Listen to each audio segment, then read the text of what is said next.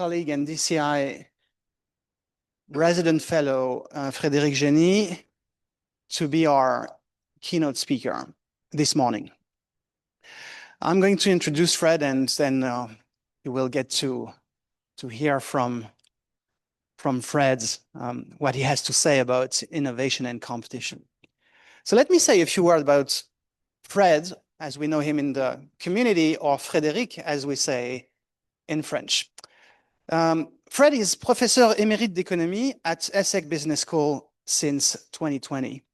He holds a PhD in economics from Harvard University and a PhD in economic science from Université Paris II Panthéon-Assas.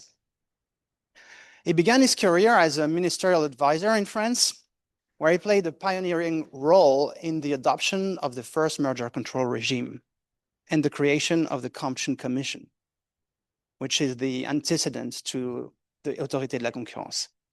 He later became vice president of the French Competition Council, and then, quite remarkably, few people know this outside of France, a judge at the French Supreme Court from 2004 to 2012.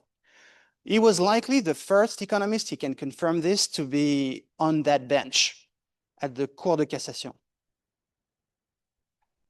Fred told me one evening in Korea on a bus, I don't know if you remember that, you explained to me how you had clarified the concept of the overcharge in a tax case before the Court of Cassation. The case involved an unlawful tax, and Fred explained to me how something as simple and as powerful as the slope of the demand curve could help judges better understand the size of the damage to be awarded to the taxpayer that had been unlawfully taxed by the government. He had to explain this to judges, and of course, he did that extremely well, translating economic reasoning into legal intuition. Now, Fred is known in virtually, I think, every competition authority in the world. For about 30 years, he served as the chair of the competition committee of the OECD.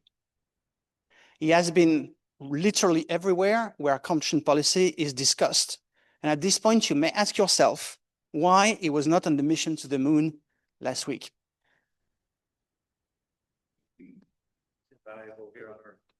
It's too valuable on Earth. It's too pricey for that kind of project. A very common joke in the competition policy community is that it's very difficult to catch Fred anywhere else than on a plane. I was speaking last week in Washington, DC with Bill Kovacic, and I asked him who between Fred and Bill had accumulated more miles. Bill said, Fred is still ahead, but I'm catching up. He added, Alan Fels from Australia is a distant third.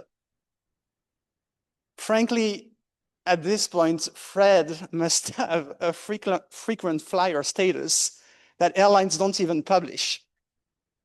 Something between platinum and we're going to name the lounge after you. All right. So with a career like this, Fred has seen literally everything. I mean, you can talk with Fred about cartels, mergers, abuse of dominance, monopolization, state aid, convergence debates, the ever-evolving dialogue between law and economics. Is just a walking competition law and economics Wikipedia. That's what Fred is. You can just go there. There's a full library of knowledge you can tap into. Now, that's interesting because every time I speak with him, I learn something new. I'm always struck by the same thing, the sharpness of his analytical eye. I'm sure everyone can testify to that. His intellectual curiosity and his rare ability to cut through the noise. There's a lot of noise and complexity and get very straight to the point. So when Fred told me a year ago that he wanted to come to the EUI for a fellowship and apply for a fellowship actually at the law department, it took me a half second to support him. My colleagues, I don't have other competition lawyers in the law department. They all knew him. They all knew about Fred. Fred Jenny's applying here, great. That was amazing. Now, what really struck me more, and that also is the observation that both David and the others in DCI made, is that after all this career and this distinguished service is in many places and involvement in many discussions, Fred today seems convinced that the most important topic for the next decades in competition policy is innovation. And this, to me, is a testament to the importance of the discussion. When someone with Fred's experience tells you something like this, you have to take this right to heart and work very hard on this and support the work he wants to do. So with that, my dear colleagues, it's my pleasure to welcome here Frédéric Génie. Cher Professeur Génie, mon cher collègue, the floor is yours.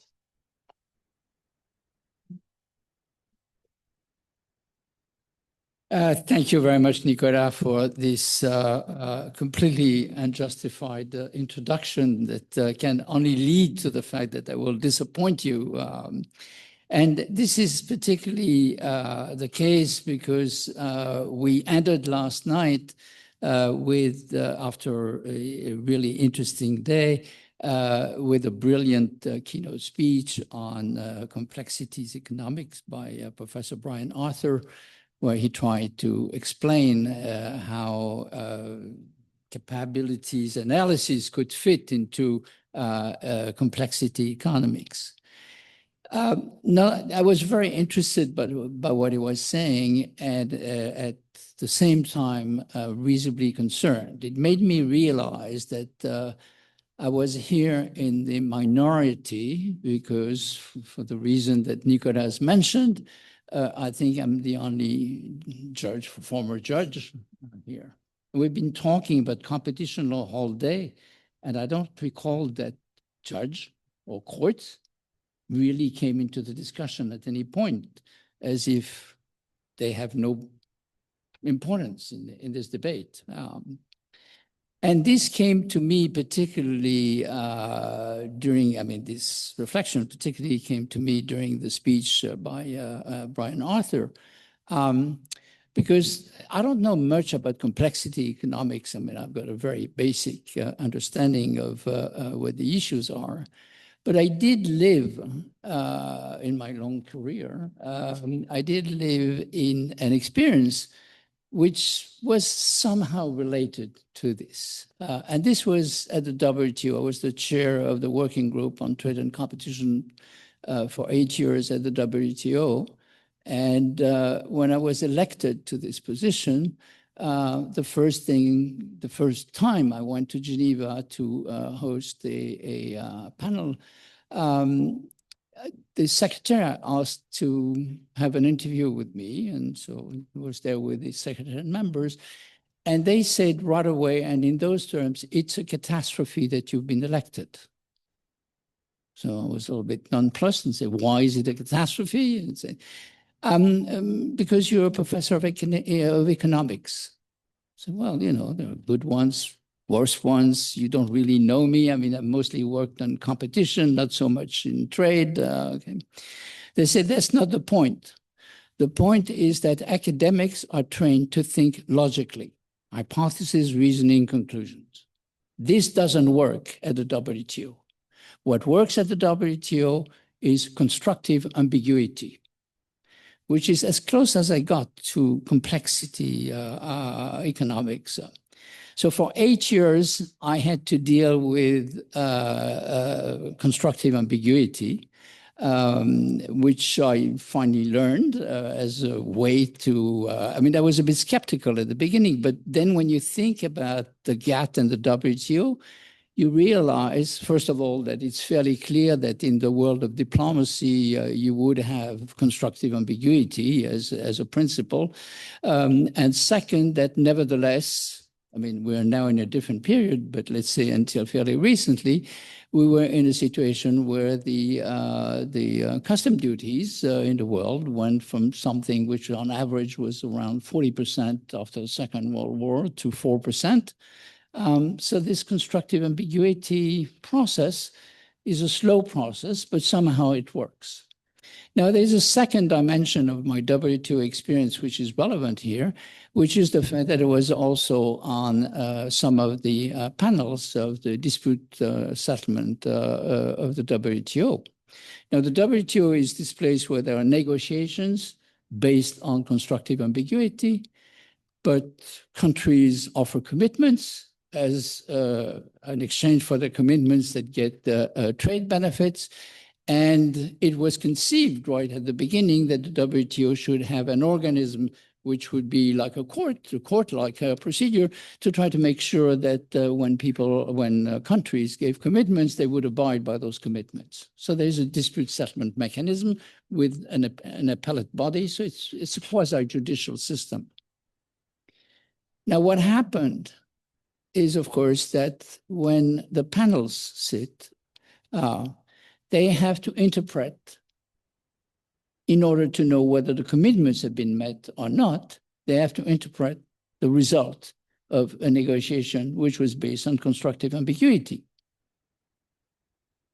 And there's no proper way to do that, because whatever meaning you give to the text is going to disappoint some of the people. The principle of constructive ambiguity is that you've got 140 delegations who go home and say, we won on the same text, okay?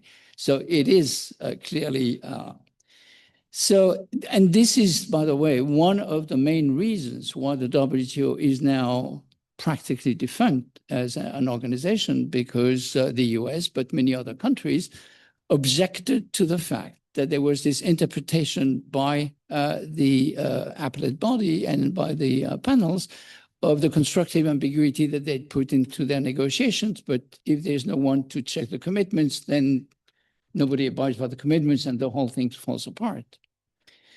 So that tells us something about the function of the law. The law doesn't sit well with complexity economics or constructive ambiguity. The law needs clarity, predictability, and simplicity, which are elements that Professor Brian Arthur mentioned as being characteristics of economic analysis, but also artificial, at least, I mean, he used this word.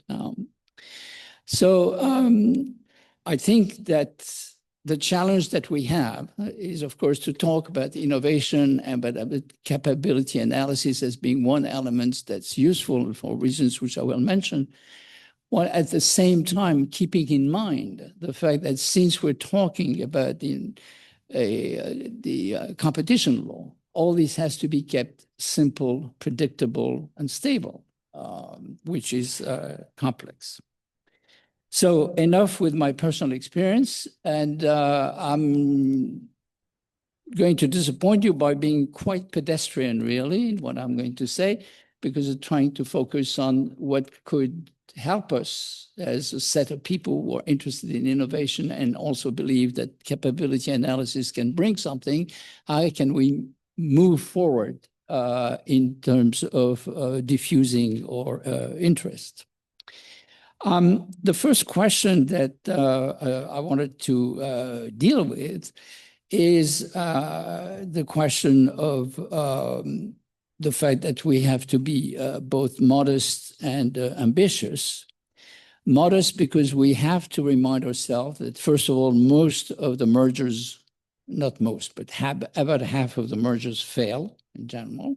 And that is statistics that comes from several studies which were looking at mergers between stock-listed companies, I mean, large companies, and that within the mergers that do not fail, only a small minority actually promote innovation, and many of them do not particularly promote innovation. So we're talking about, in fact, a small number of potential cases where it would be important to have in mind innovation and how we can make sure that the innovation analysis is as thorough as possible. At the same time, we do have in mind examples of mergers that were quite successful from the innovation point of view. If you think about, I don't know, Disney Pixar, for example, combination between storytelling and technology. This was highly successful in 2006. Or even T-Mobile and Sprint, which was more the combination of complementary spectrum, which was also quite successful and allowed T-Mobile to leapfrog AT&T and Verizon in the development of 5G speed coverage. Or even if I think about Facebook and Instagram. I mean, one of the big questions is what would have Instagram become if it hadn't been absorbed by Facebook? But there is the feeling that irrespective of where the situation is today, Instagram benefited and the users of Instagram benefited. So the stakes are high, but they are in very few cases. And the question is to be reasonable and to try to deal with this complexity in view of the fact, and I'm going to bow to the tradition because both David and Professor Brian Arthur refer to old timers. I mean, I'm going to quote Frank Easterbrook here, as you can anticipate. An antitrust policy that reduced price by 5% today at the expense of reducing by 1% the annual rate at which innovation lowers the cost of production would be a calamity. So the risk that we face of misjudging are really important. So in this discussion, one of the things that hasn't been discussed, it seems to me yesterday, is what do we mean by innovation? Now, there are several definitions of innovation, including one which is given by the OECD and which is fairly classical. Innovation is a new or improved product or process that differs significantly from the unit's previous products or processes, and that has been made available to potential users or brought into use by the unit. And there are two things in this definition which I find important. One of them is that it's very clear that innovation is not the same thing as invention or research and development. It is the implementation of ideas. But the second one is the word significantly. I don't believe that we've discussed significantly. And I'm saying that this is important for at least a couple of reasons. But one of them is that when one reads the literature on innovation, there are many different ways to distinguish between types of innovation: innovation to the firm, innovation to the industry, innovation to the economy. Certainly, they would have different impact on global welfare. But there is also a controversy within the economic profession on this.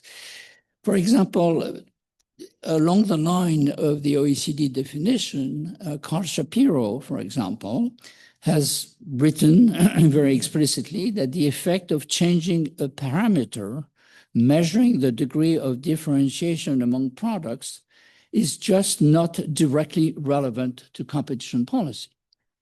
So what he says is that there are some innovations that lead to product differentiation we shouldn't care about. Okay. We should, now this goes to the significant part of, I mean, the word significant in the definition of OECD. Okay. If you look at people who've looked at those more, from a more macroeconomic point of view, Acemoglu, for example, makes a very big distinction between incremental and radical innovation, saying, which makes sense, that radical innovation is much more important to economic growth because incremental innovation runs into decreasing returns, and therefore more radical innovation reopen the game. Now, there is another strand of the literature which goes in another direction. People who have studied innovation, like Henderson and Clark, for example, argue that the distinction between incremental, radical innovation or disruptive innovation is useless to think about innovation. They argue that there is something else which is called architectural innovation, and which is the reconfiguration of the same thing with the same component, but in a different way. And that this is important. And they derive from this the fact that minor innovations may have a very important impact. And they take several examples, but if I quote two examples, one of them is how Xerox, for example, which dominated the high-speed, large mainframe copiers, was faced with an innovation which was, came from Canon and Ricoh, with the small-scale reliable photocopiers, and was never able to really catch up with this. So this was an innovation in the sense that the scale was completely different. The components were the same. They were organized in a different way. And this created a major challenge for the incumbent. The second example they give is the invention of the 8-inch drive on computer, when at the time when the drives of computer were 14 inches, the 8-inch drive had less capacity at a higher cost per GPU, so seemed to be an inferior innovation. But at the same time, of course, they allowed the development of the mini computer, and they became much more prevalent. So the point that they make is that sometimes what seems to be a minor or not interesting or not very interesting innovation, because it's an architectural innovation in the sense that it uses the same components but organizes them in a different way, may have a considerable impact on an industry, and that therefore the distinction that we might want to make between incremental and radical innovation is difficult. Not necessarily meaningful. I will add one dimension to this, which is the fact that the courts themselves, the Court of Justice, has talked about significant innovation and seems to have, I mean, there are very few cases where the courts has expressed itself, but in one of them, it wanted to avoid a cosmetic innovation and ask itself whether in the context of the case, the innovation that was talked about was more than cosmetics. I don't know where we are on this debate, but there is a debate, and I think it's important to address it because otherwise we seem to be people who are just in admiration of innovation, irrespective of what it means or what is important about it. Okay, second thought I had was on the mechanics of merger control and the taking into consideration efficiencies in the EU. So we all know that the first crucial year was 2004, when there was an admission of the fact, I mean, the proclamation of the fact that indeed innovation could be an important element of competition, and that the Commission would look at all the elements, including the potentiality of efficiencies. Article 2(1)(b) of the merger regulation says that the Commission must take into account the development of technical and economic progress, provided that it is to the consumer's interest or advantage, and that it doesn't form an obstacle to competition. The wording is a bit complicated to follow because there are several possible interpretations of this. One of them is that innovation is great, but should never lead to a decline in or be counted against a decline in competition. And then there is a lot of wording, particularly in the horizontal guidelines, on the fact that it seems that the cost of, the restriction of competition is counted without taking innovation into consideration, and innovation is only a defensive element that could counter a reduction in competition that does not include, in fact, the effect of innovation. And this is a bit the difficulty, which reveals a difficulty between looking at competition from a point of view of steady state or looking at competition from a point of view of process. If you think that there's a process, then you can have market power that leads to innovation and competition. So that is the process of competition. And from that point of view, certainly the U.S. Court of Justice is much closer to that concept of competition as a process, rather than competition being a steady state that has to be maintained no matter what in all cases. The second difficulty, of course, is the fact that the conditions which are put by the regulation on the admissibility of innovation are quite strict, and they've been very strictly enforced. The innovation must benefit the potentially harmed consumers, so that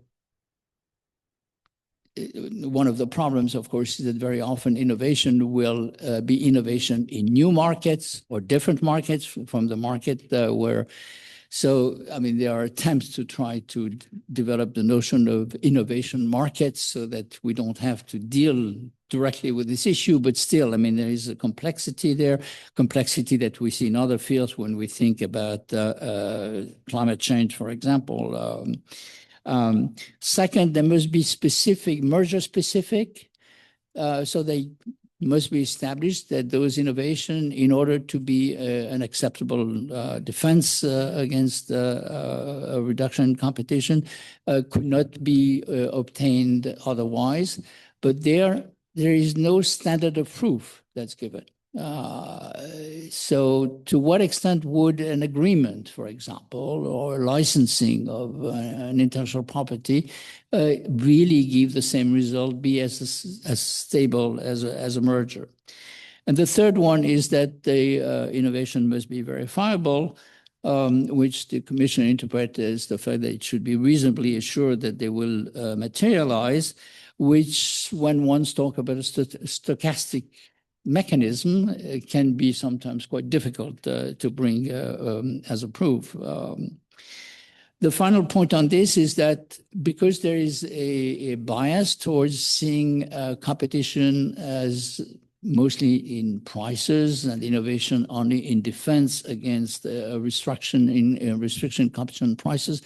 Competition on prices doesn't require any investigation of the inner working of a company or a firm, because it's just a mechanism of maximizing given the constraints. So one doesn't need particular resources to maximize profit. One need only to be able to do a calculus, but an algorithm would do it very well.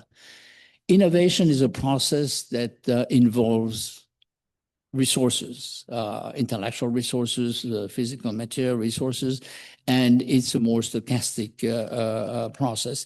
So adapting the reasoning that we're familiar with on prices to the reasoning on innovation creates difficulties.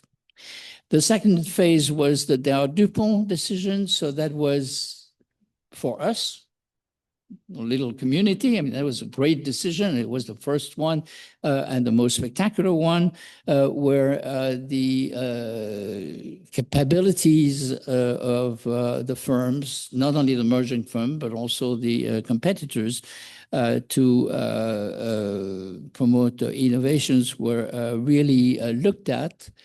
The debate on Dow-DuPont was a bit somewhere else. It was on the more classical part of the decision.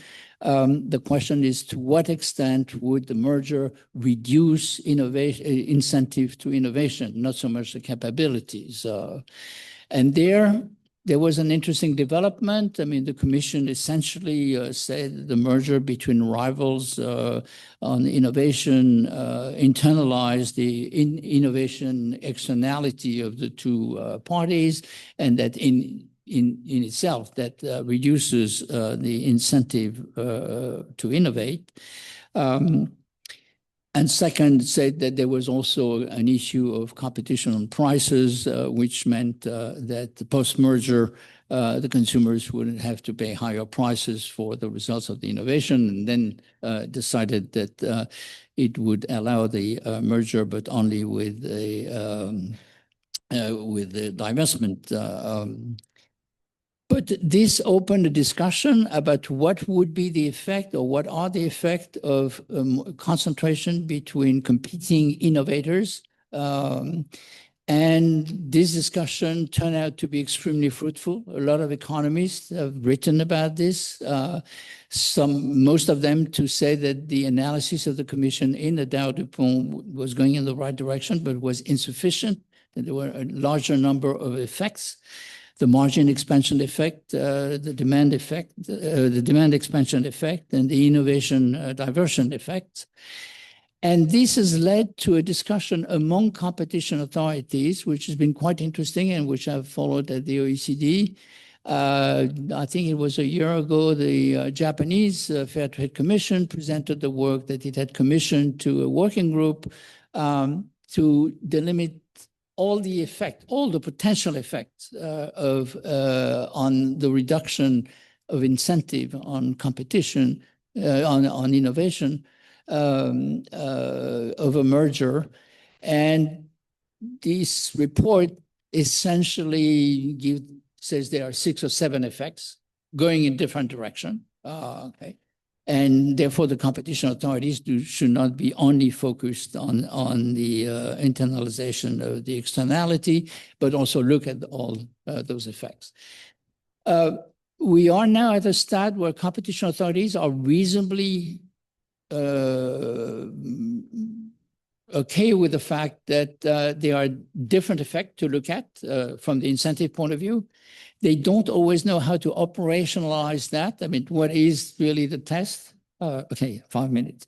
But clearly, there's been a lot of progress in that direction. Now, the Dow DuPont decision was also one of the first decisions where there was a systematic and extensive discussion of the capabilities of the various actors, identification of who were the innovation competitors and what their capacities were. And from that point of view, for us, it was very useful. It reminded us, and I think that this is something that should be made clear, that whether you look at cases where there's a reduction of innovation through a merger, in which case, to answer the court's question, what makes me believe, what is the possibility that the competitors on innovation of the merging firms are going to take advantage of the fact that the merging firms are going to have a lower incentive to innovate, for them to innovate more, and therefore for innovation to remain quite active. And one of the answers to this, of course, depends on what are the capacities of both the merging firms and the competitors.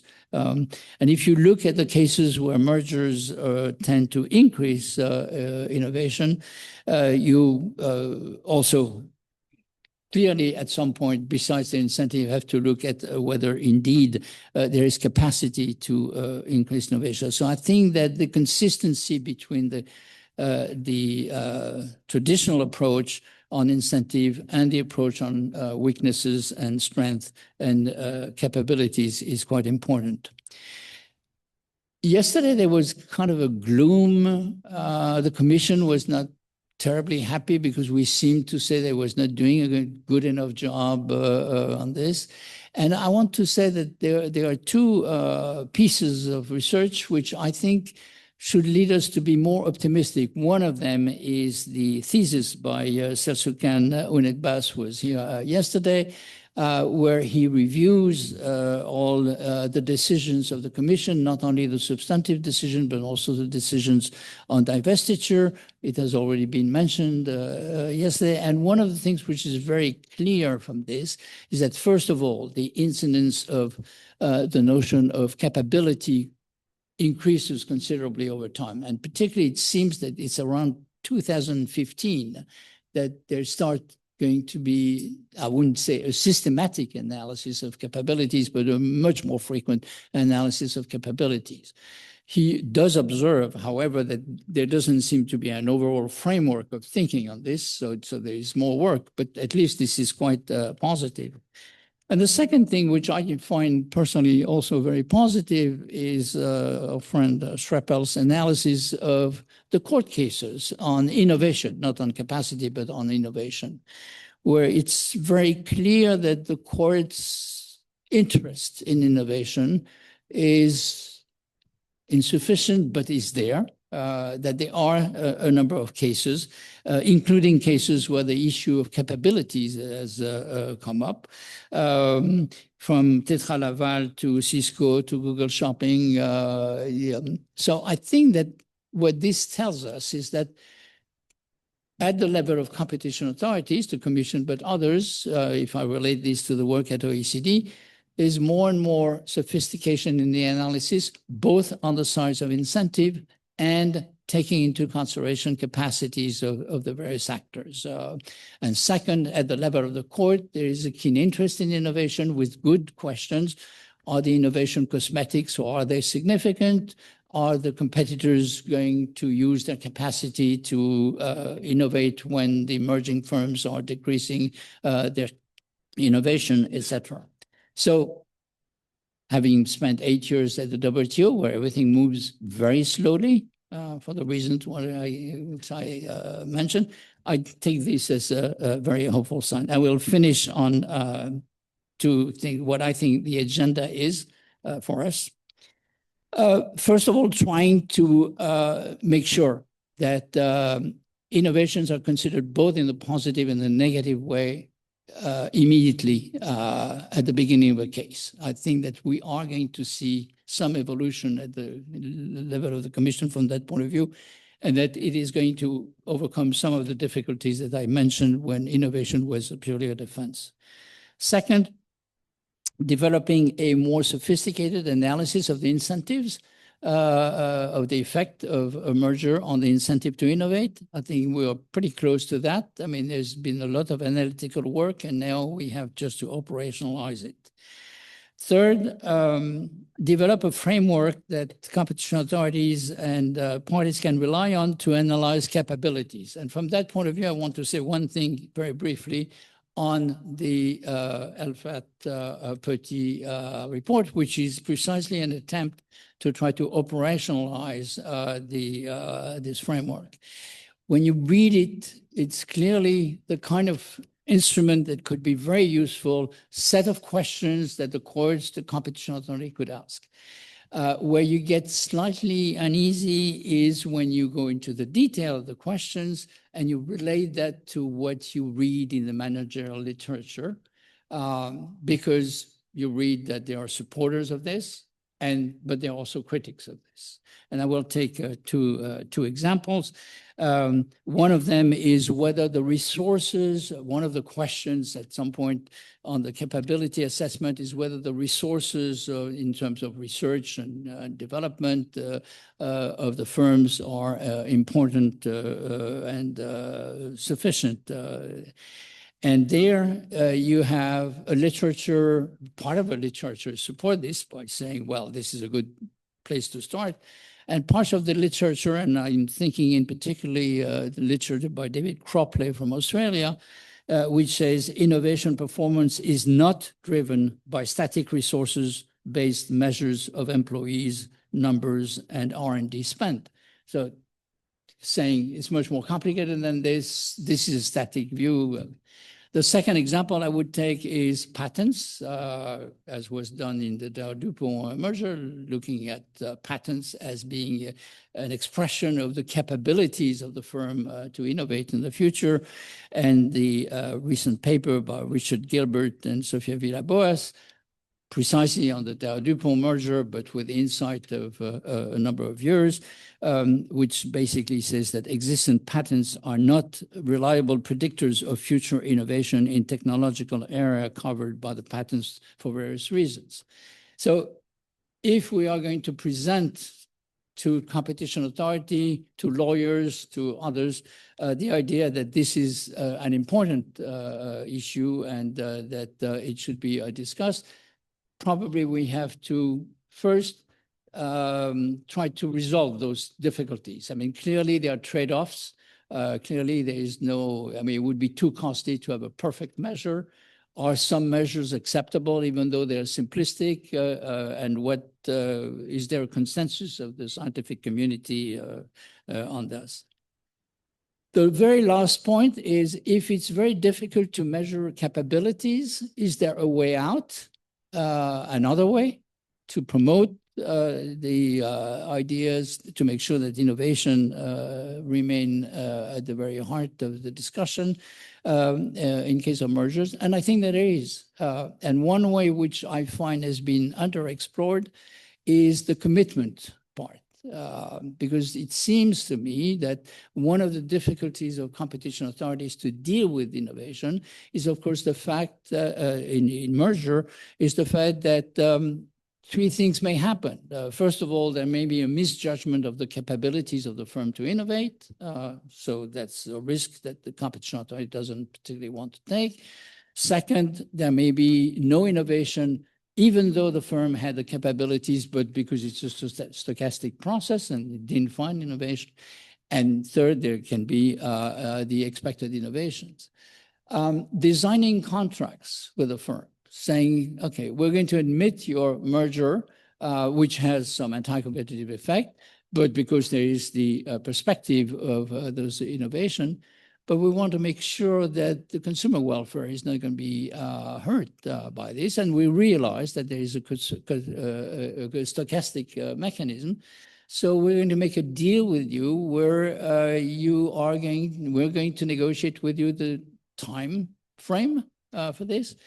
And second, we're going to check whether there's an innovation or not. And depending on whether there's an innovation or not, and depending on whether during the period of research, there has been a restriction to competition or not, which is to a certain extent an ability of the firms to use the increased concentration for increased margins and increased profit, or not to use it. We are going to give you a penalty or not. So if you innovate, no problem. If you don't innovate, but you have not increased your price, you have not reduced competition, no problem. If you don't innovate and you have used your market power, then there is a penalty to pay. Now, this is a very naive idea, but I think that contract theory could help in cases where it would be very difficult, or if it were too difficult, to find reliable indicators of capabilities. This is pretty much what I wanted to say. Thank you very much.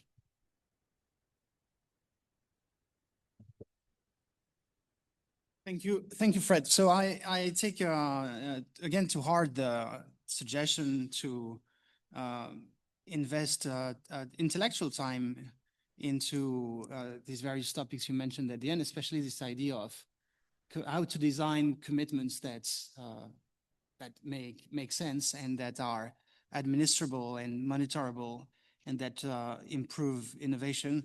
I know you want to work with Bengt Holmström on that. He's also a friend of the DCI, so we're going to try to loop him in.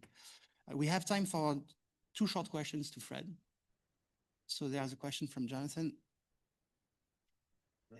And Greg. All right, Jonathan.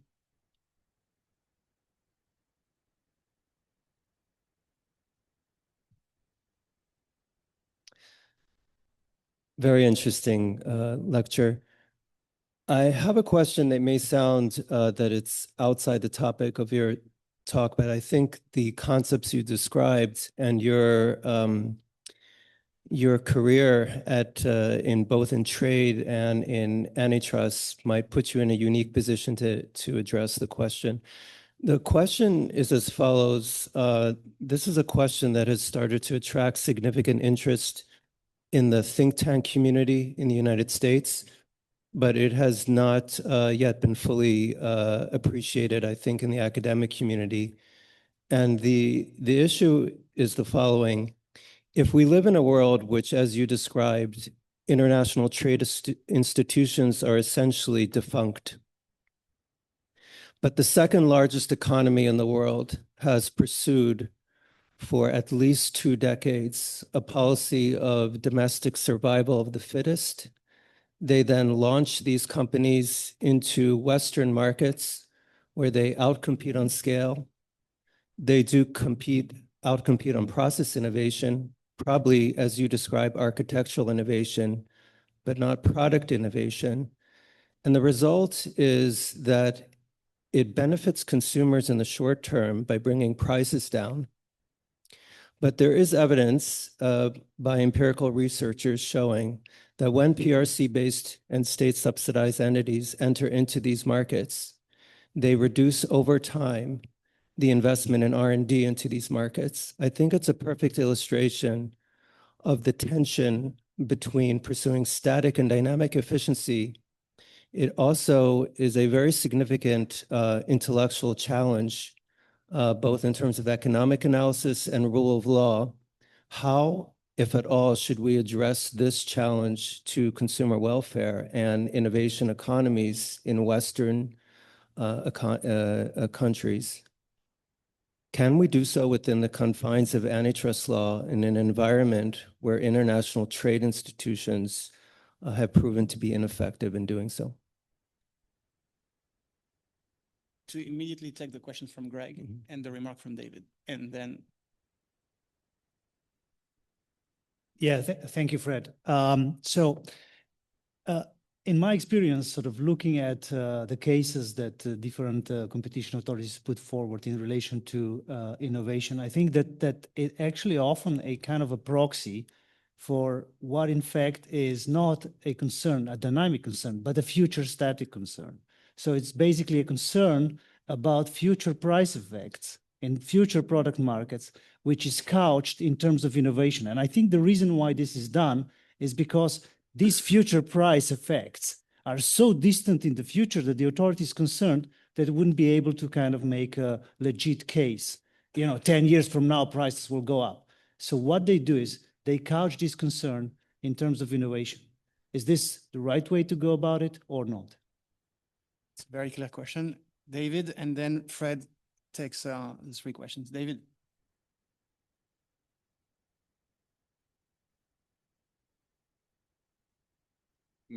Of workability and the problem of uncertainty.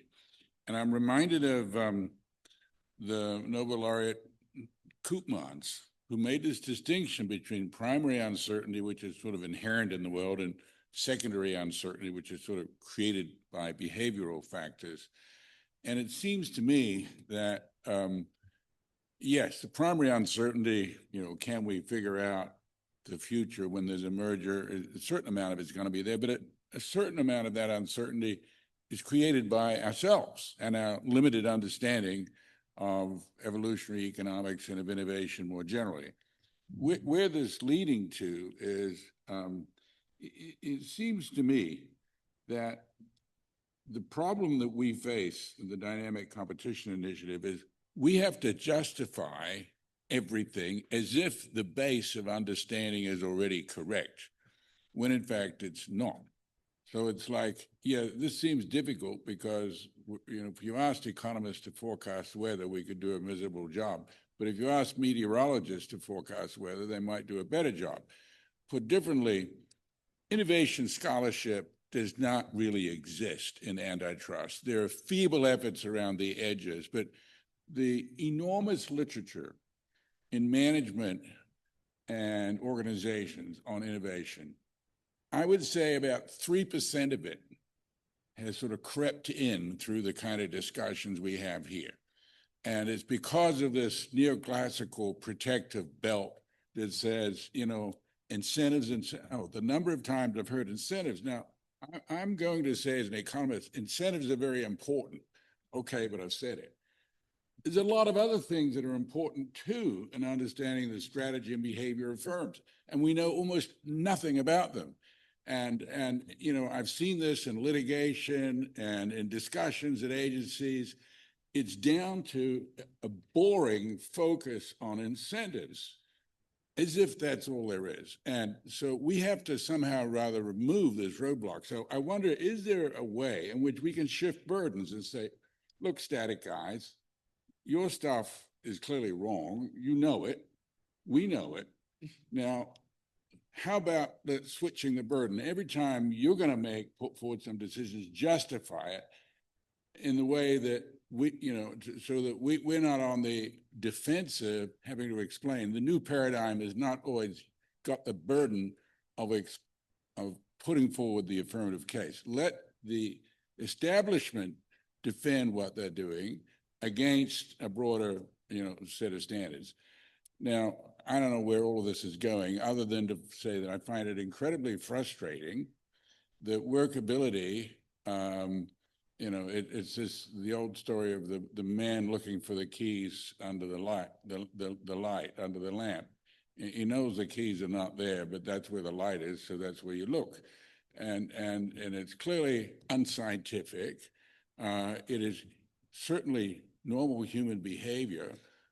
But in a world where innovation is incredibly important, is there a way that we can break through this methodological and humanistic paradigm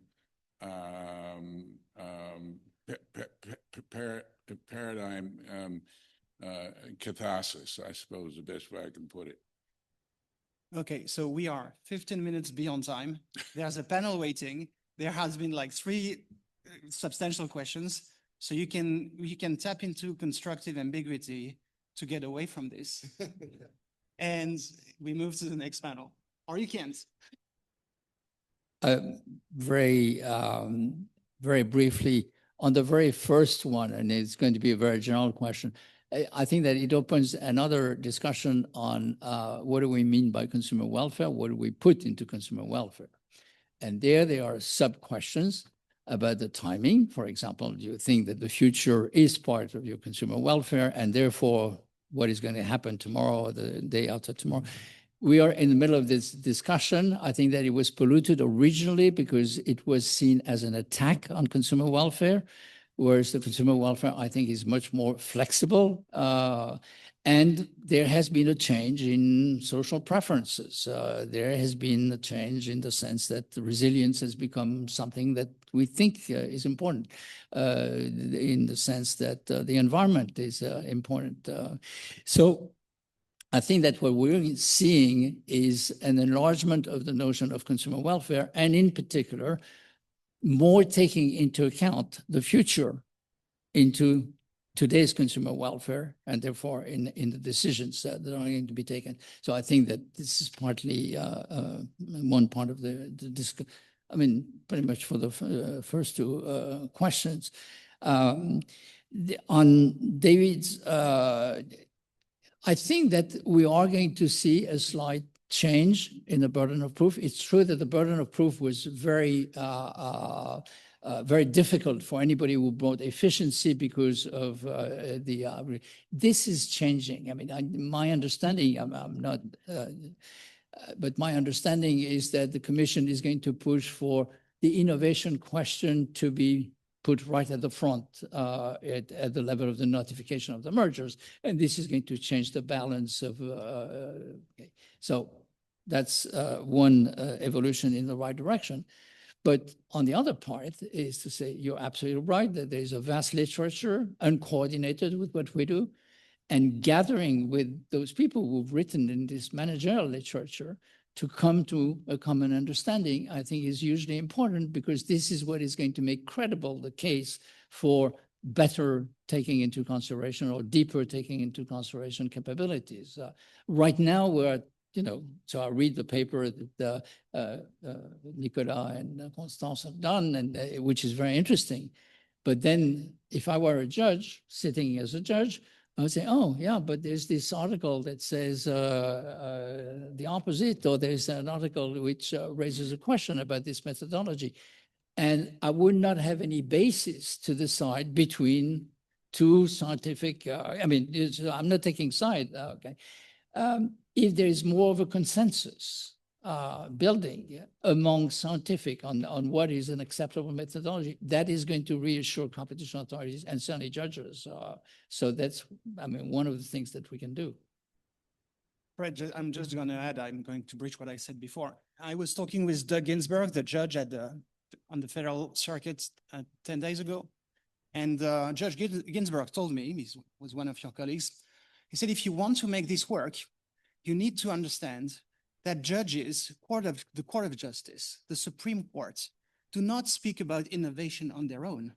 The rate of occurrence of innovation or capabilities or resources in a judgment is a reflection of how frequently lawyers and economists make these concepts into their submissions. In other words, his strategy of advice and his take was, do not read this judgment that don't talk about innovation as a disinterest for innovation. Read this as the fact that the lawyers and the economists do not themselves avail themselves of these arguments. So what we need here as a strategy for this to work is that the lawyers in the room and the economy that work here be a little bit entrepreneurial and try to make these arguments in cases. Then you will see some discussion in judgments. I don't know what you think about this, but I thought it was a very good suggestion. I think it's absolutely crucial. I mean, the judges just examine whatever material is brought by the parties, so they don't add material by themselves. They're not in a policy-making decisions. A lot of lawyers argue, rightly or wrongly, that there was a feeling that because innovation can only be put as defense against a possible decrease in intensity of competition, they wouldn't do it because it would be admitting that the merger was in fact reducing competition. And this can be changed relatively easily. And I think that we are in the direction of that change if the innovation issue can be brought right at the beginning as being part of the competition assessment. Well, I want to thank you for closing on a note of optimism. David asked for a rejoinder, but I won't give him because we have a fireside chat with David later. So he will have a chance to throw his remark. Fred, a round of applause for you. Thank you very much for that.